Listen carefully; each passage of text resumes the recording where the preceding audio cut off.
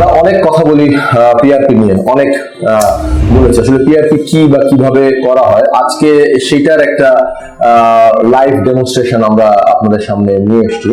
আমার সামনে একজন সময় পেশেন্ট আছেন যাকে আমরা আজকে কত নম্বর সেশন, আপনার থার্ড সেশন আমরা পিআরপি করবো। আপনার চুল বড় কমেছে আগে থেকে? আলহামদুলিল্লাহ। তো আমরা একটু দেখাই প্রথমে, এই যে this is PRP, platelet rich plasma. আমরা যেটা করি, পেশেন্টের ভেইন থেকে ব্লাড নেই, তারপরে আমরা একটা সেন্ট্রিফিউজ মেশিনে দুবার সেন্ট্রিফিউজ করি, অর্থাৎ ঘুরাই। তাতে যেটা হয় যে ওই ব্লাডের থেকে একটা অংশ যেটা জমা হয়, যেটার মধ্যে প্লেটলেট অনেক বেশি ঘনত্বে থাকে, আমরা প্লেটলেট রিচ প্লাজমা বলি, সেটাকে আমরা এইভাবে সিরিঞ্জের মধ্যে কালেক্ট করি এবং আমরা এরপরে পেশেন্টকে অ্যাডমিনিস্টার করি এবং এটা সম্পূর্ণভাবেই জীবাণুমুক্ত স্টেরাইল ওয়েতে করা হয় এবং যেই পেশেন্টের ব্লাড সেই পেশেন্টের স্ক্যাল্পে দেওয়া হয়। আমরা কখনো পিআরপি অন্য কোনো পেশেন্টের ব্লাড বা ডোনার থেকে আমরা কখনোই করি না। আমরা যেই পেশেন্টের ব্লাড সেখান থেকে আমরা পিআরপি কালেক্ট করে সেটা করা হয়। আমরা এখন একটু আমাদের একজন পেশেন্টের সাথে আমরা একটু আপনাদেরকে দেখাই।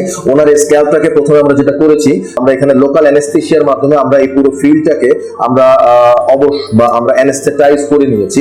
এরপরে আমরা যেটা করেছি, আমরা এই এরিয়াটাকে জীবাণুমুক্ত করার জন্য স্টেরাইল সলিউশন দিয়ে, আমরা জীবাণুমুক্ত সলিউশন আমরা হেক্সিসল দিয়ে আমরা গজ পিসের মাধ্যমে আমরা এভাবে এই জায়গাটাকে আমরা স্টেরাইল করেছি। খুব ইম্পর্টেন্ট হচ্ছে আমি যেই জায়গায় পিআরপি করবো সেই জায়গাটাকে জীবাণুমুক্ত করার জন্য বারবারই আমরা আপনাদের সামনে একবার করে নিলাম এবং আপনি যে গ্লাভসটা ব্যবহার করবেন এবং যেই ফিলটা হবে পুরোটাই জীবাণুমুক্ত হওয়া প্রয়োজন। এবং এখন আমরা আস্তে করে শুরু করব। এক একটা সিরিজে 1 সিসি করে থাকে, আমরা একটু ডেমনস্ট্রেট করছি। আমরা একটা এরিয়া ধরে ধরে এগিয়ে যাই এবং আমরা এই প্রথমে যেখানে করার আগে এই এরিয়াতে আমরা শুরু করব।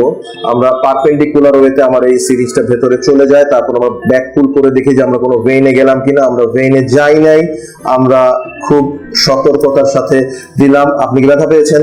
ব্যথা পাইনি, তার কারণ হচ্ছে আমাদের এই এরিয়াটা আগেই আমরা অ্যানেস্থেটাইজ করে নিয়েছি। এবং অনেকে বলেন যে স্যার পিআরপি করার সময় ব্যথা পাবো কিনা। আপনারা দেখতে পাচ্ছেন যে আমরা সুই ফোটাচ্ছি, পেশেন্ট ব্যথা পাচ্ছে না এবং সেরকম কোনো ব্লিডিং পয়েন্ট আমরা দেখছি না।